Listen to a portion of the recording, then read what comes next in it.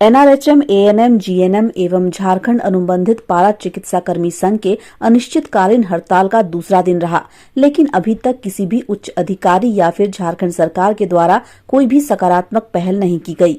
ये स्वास्थ्य कर्मियों के प्रति सरकार की उदासीनता को दर्शाता है। कल दिनांक 19 जनवरी 2023 को 11 बजे मानव श्रृंखला बनाकर स्थायीकरण हेतु एकजुटता का परिचय दिया जाएगा। नमस्कार, आप देख रहे हैं न्यूज नेशन भारत। हम अखिलेश, रांची, झारखंड से। आज हम आए हुए राजभवन के समीप, जहां पर आप देख सकते हैं कि स्वास्थ्य कर्मियों जो अनुबंध पर जो स्वास्थ्य कर्मी हैं उनके द्वारा धरना दिया गया है।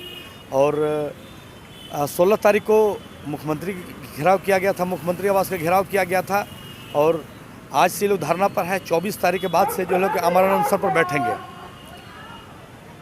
आए दिन आप देख रहे हैं कि धरना पर धरना हो रहा है और लोग जो है कि बहुत सारे विभाग के लोग जो है, कभी मोहरी लोग धरना दे रहे हैं, तो कोई JSLPS वाले धरना दे रहे हैं, तो कभी स्वास्थ्यकर्मी धरना दे रहे हैं, सब धरना दे रहे हैं। मेरा एक सवाल आपसे है कि आज की जो चिकित्सा व्यवस्था है, शिक्षा की तो बात इसलिए नहीं करेंगे कि शिक्षा संबंधित यहाँ पर लोग नहीं आए हुए हैं, क्योंकि चिकित्सा से संबंधित लोग आए हुए हैं। तो मेरा एक सवाल है, आज की जो चिकित्सा व्यवस्था इतना लचर व्यवस्था है, उसका कारण क्या है? इस पर आप विचार कीजिएगा। दूसरी बात है, ठीक है, इन लोग अनुबंध कर्मी है, 16 साल से काम किए हैं और 16 साल काम करने के बाद 8,000 से 16,000 तक वेतन मिला है। लेकिन आज जो इतनी कठिनाइयाँ पब्लिक को झेलनी पड़ती है, हॉस्पिटल में जाइए तो किस तरह से आपको ट्रीट किया जाए, किस तरह से व्यवहार किया जाए, कैसे व्यवहार किया जाए, ये आपसे हमसे छुपा नहीं है। मैं इन लोगों के खिलाफ नहीं हूँ, मैं इन लोगों के विरोध में नहीं बोल रहा हूँ कि ये लोग गलत कर रहे हैं, लेकिन इसका दोषी कौन? अगर कहा जाए राज्य सरकार की बात करें तो राज्य सरकार ने इन लोगों को 16 साल काम कराया। 16 साल काम कराने के बाद का इनका कहना है कि हमारी जो आय कम से कम पेमेंट जो है कम से कम 30,000 होना चाहिए, वो 16,000 है। तो कहीं न कहीं इनके और राज्य सरकार के चक्कर में आम जनता भी पिस रही है, उनको भी स्वास्थ्य का लाभ नहीं मिल पा रहा है और बहुत तरह कठिनाइयों का सामना करना पड़ रहा है। आइए इनसे जानते हैं कि क्या विचार रखते हैं।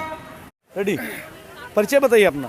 नवीन कुमार रंजन, झारखंड अनुबंधित पारा चिकित्सा कर्मी संघ का राज्य उप सचिव। आप लोग 16 जनवरी से यहाँ पर धरना पर बैठे हुए हैं?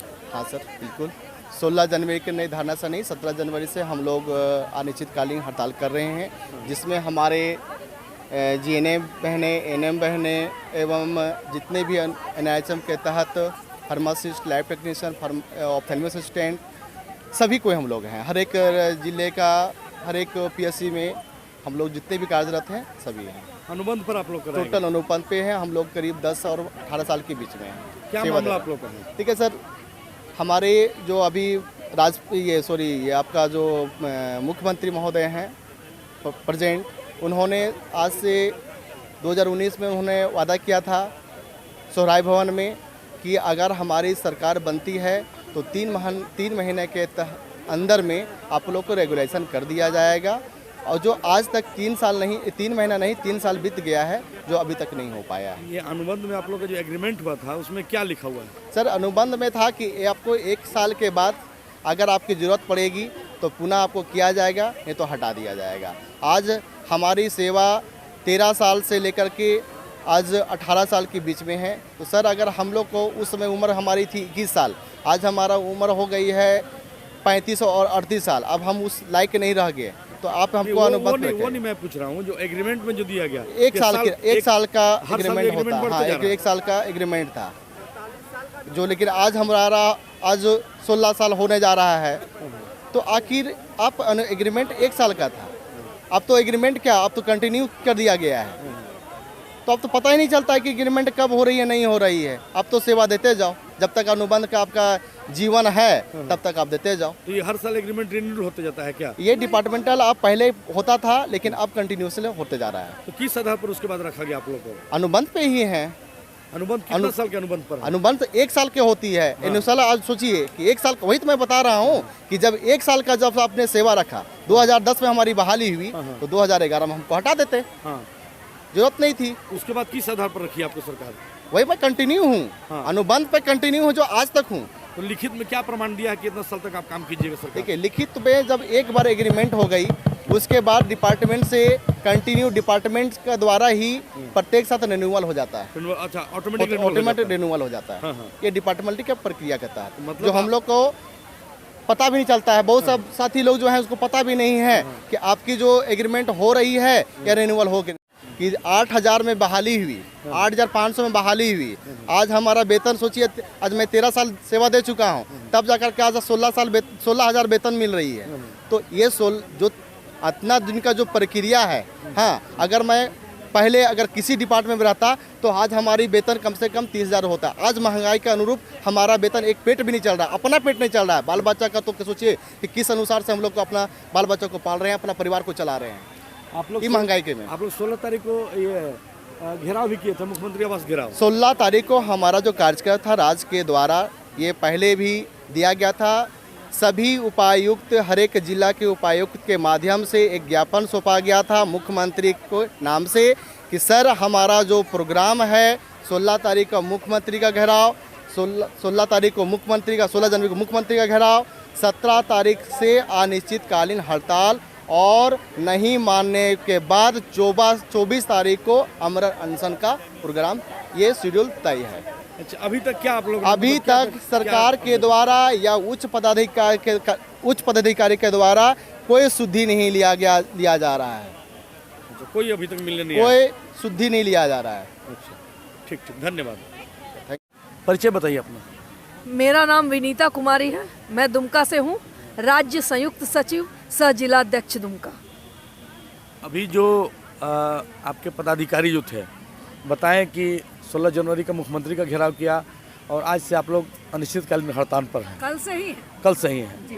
तो आगे की क्या योजना है उसके बारे में बात कीजिए। हमारे आगे की रणनीति चरणबद्ध बनी हुई है। सबसे पहले तो हमने जो मुख्यमंत्री घेराव का कार्यक्रम था उसको सफल किया, बैरिकेटिंग को कैसे तोड़ा ये देखा। ये हमारे जुनून और जज्बे का पहचान है कि हम कितने आक्रोशित हैं, और हमारा आक्रोश उस दिन फूट गया जब हमारे जो मुख्यमंत्री को 1 महीना पहले हमने लेटर दिया था, लेकिन उन्होंने उसकी कोई कवायद शुरू नहीं की, हमसे उन्होंने मुलाकात नहीं की और न ही उस दिन मिलने को तैयार हुए। उस दिन भी वो बाहर बताए गए और ओएसडी से हमारी वार्ता करने की बात हो रही थी, लेकिन हमने साफ इनकार कर दिया कि हमें माननीय मुख्यमंत्री से बात करना है। जो हमारी नियमितीकरण की प्रक्रिया है हमारी उसको करना है, और एकमात्र ही हमारा लक्ष्य है जो हमारा कैबिनेट वो करें और हमें समायोजित करें, और समायोजित करते हुए उसका निर्णय वो दें, हमारे राज्य एवं जो केंद्र सरकार है दोनों को दें और हमारी नियमितीकरण की प्रक्रिया शुरू करें। और चरणबद्ध आंदोलन की बात है तो जहाँ तक अभी कल से हमारा 16 को प्रोग्राम था हमारा घेराव का, 17 से अनिश्चितकालीन, चूँकि हमारी वार्ता ही नहीं हुई, वार्ता विफल हुई, तो वार्ता हुई नहीं, हमने वार्ता ओएसडी से की नहीं, तो इसलिए हमने आमरण अनशन का तो बाद में, पहले अनिश्चितकालीन हड़ताल का निर्णय लिया। अनिश्चितकालीन हड़ताल करेंगे और अनिश्चितकालीन हड़ताल कल हमने किया। आज भी हम धरने पे बैठे हुए हैं और कल हमारा जो है वो मानव श्रृंखला का कार्यक्रम है, कल मानव श्रृंखला हम करेंगे। अच्छा मैडम, ये पूछना है कि आप लोग कहाँ मतलब ये हर जिला में कहाँ आप लोग कार्यरत हैं? हम लोग 24 जिला में कार्यरत हैं। एनएम की संख्या, हम एनएम की संख्या में है तो एनएम हम लोग जिला लेवल, प्रखंड लेवल सब पे कार्यरत हैं। हम लोग रिम्स में नहीं है, रिम्स में भी यहाँ है, रिम्स में भी है, रिम्स में भी, हाँ रिम्स से भी लोग आ रही है, वो लोग मतलब आ ही रही है, सब लोग हैं। सदर हॉस्पिटल जितने भी अनुबंध पर जो भी एएनएम लोग हैं वो हर जगह मतलब कार्यरत हैं, चाहे वो प्रखंड लेवल पर हो या जिला लेवल पर हो या राज्य लेवल पर, सब लेवल पर लेवल, स्वास्थ्य उपकेंद्र से लेकर प्राथमिक स्वास्थ्य केंद्र से लेकर सामुदायिक स्वास्थ्य केंद्र तक वो पूरे जगह ही ANM, GNM, lab technician, pharmacist, X-ray technician सारे लोग कार्यरत हैं। मैडम पर तो लगभग कितना साल रखा गया? 16 साल अनुबंध पर रखा गया है। और अभी देश में व्यवस्था देखा जाए, चिकित्सा की व्यवस्था जाए तो बहुत लचर व्यवस्था है ना। चिकित्सा और शिक्षा की बहुत लचर व्यवस्था है। ये काफ़ी बदनाम आए दिन सुनने में आता है, रिम्स में ऐसा हो गया, इसमें ऐसा हो गया। कहीं ये एक मिनट, कहीं ऐसा तो कारण नहीं है कि आप लोग को अनुबंध पर रख के सरकार जो है पेमेंट ठीक से नहीं दे रही है, आप लोग के साथ गलत कर रही है, इस कारण से व्यवस्था लचर हो गई है? नहीं, व्यवस्था लचर अगर होती, आप एक बात बताइए, अगर व्यवस्था लचर की आप बात करते तो इतने बड़े कोरोना महामारी से कैसे निपटा?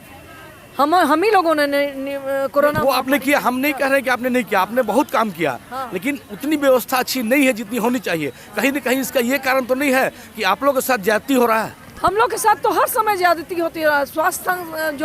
स्वास्थ्य संसाधनों की तो कमी तो है ही, मैन पावर की कमी है, इतने पोस्ट सृजित हैं, खाली हैं, जैसे एएनएम का ही 3200 से 3600 पोस्ट खाली है, सृजित पद है, सारी एएनएम हमारी रिटायर कर चुकी है, बची कुची मुश्किल से पूरे जिले में अगर गिना जाए तो 100 एएनएम ही कार्यरत होंगी, उससे भी कम होंगी, लेकिन कहाँ भरा जा रहा है।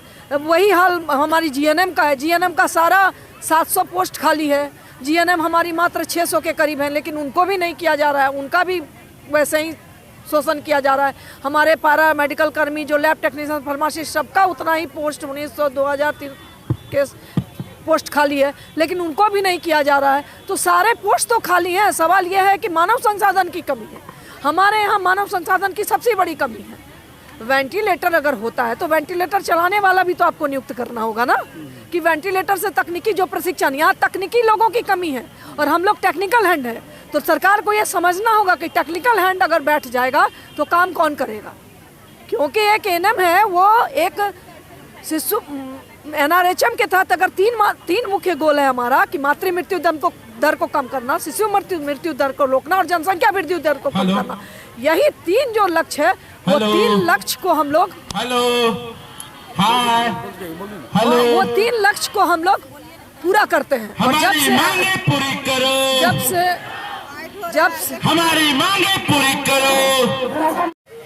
जब से हम लोग आए हैं, एनआरएचएम के पहले के इतिहास स्वास्थ्य विभाग को देखा जाए और एनआरएचएम के कर्मी 2007 में जो आए उसके बाद के स्वास्थ्य अगर ये को देखा जाए, स्वास्थ्य के विकास को, तो हमने मातृ मृत्यु दर को कम किया, शिशु मृत्यु दर को कम किया, टीकाकरण को 100% किया, कोविड में सफलता हासिल की, प्रसव संस्थागत प्रसव में तो हमने इतना संस्थागत प्रसव किया कि यहाँ के पूरे जो हमारे सरकारी महकमे के आला अधिकारियों के पास जितनी चमचमाती हुई ट्रॉफियाँ, चाहे वो मलेरिया हो, फलेरिया हो, कालाजार उन्मूलन हो, परिवार नियोजन पखवाड़ा हो, 33 ऐसे कार्यक्रम हो जिसमें हमने शिरकत की, वो सब अव्वल पे जा रहे हैं। कोई भी ऐसा स्वास्थ्य का काम नहीं है, चाहे वो किसी का जांच हो, सैंपलिंग हो, पारा मेडिकल हमारे जो भी हमारे स्वास्थ्य कर्मी हैं जो जांच करते हैं, लैब टेक्नीशियन हो, चाहे वो डेंगू हो, कालाजार, उसी से ना पता चलता है जब हम टेस्ट करते हैं। जब हम टेस्ट नहीं करेंगे तो कैसे पता चलेगा बीमारी का।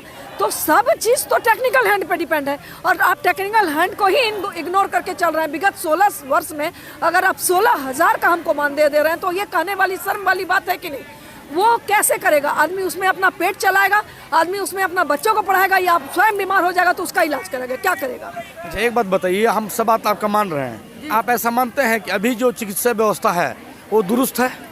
हाँ, चिकित्सा व्यवस्था दुरुस्त नहीं है, चिकित्सा कर्मी के अभाव में। इसका कारण क्या आपको लगता है, क्या कारण है? मानव संसाधन की कमी है, मानव संसाधन की कमी है। और हम लोग हो सकता है अभी जी, आप लोग साथ भी तो गड़बड़ हो रहा है, गलत हो रहा है जी, हमारे साथ तो पूरा अनुबंध पे रखे हुए हैं ठेका पे, तो ये सबसे गलत हो रहा है। ठेका प्रथा ही गलत है, अनुबंध प्रथा ही गलत है। सरकार को जब सृजित पद है नियमित करने का, वो आए हैं उसके 3 महीने बाद ही वादा कर चुके थे कि सभी अनुबंध कर्मियों को, संविदा के कर्मियों को हम नियमित कर देंगे।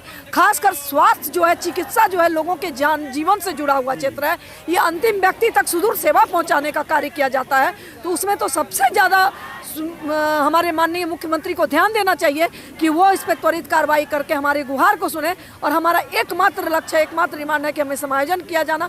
हमारे 2014 के नियमावली 2014 में भी उन्होंने ये इस कार्य को किया और वो लोग नियमित हुए हैं, तो हमें क्यों नहीं?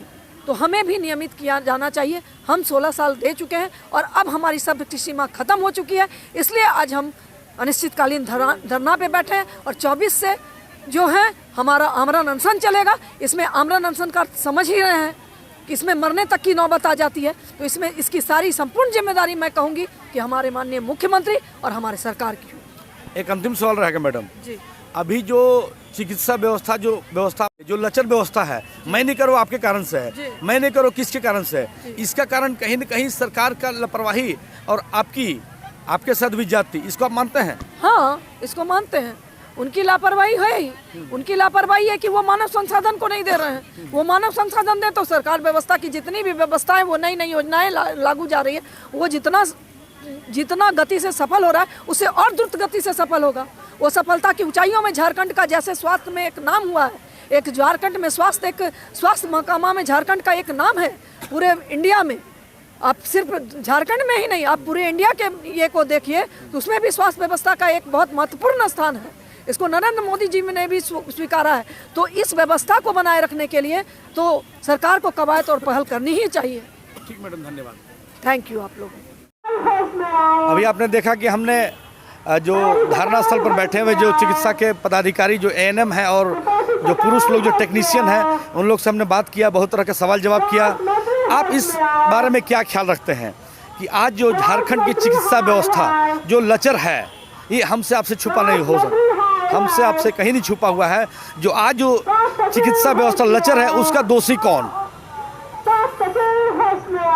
इसका जवाब मुझे इंतजार रहेगा, कमेंट बॉक्स में जो है इसका जवाब जरूर दीजिएगा। इसी तरह खबर को देखते रहिए, बने रहिए न्यूज़ नेशन भारत में। धन्यवाद।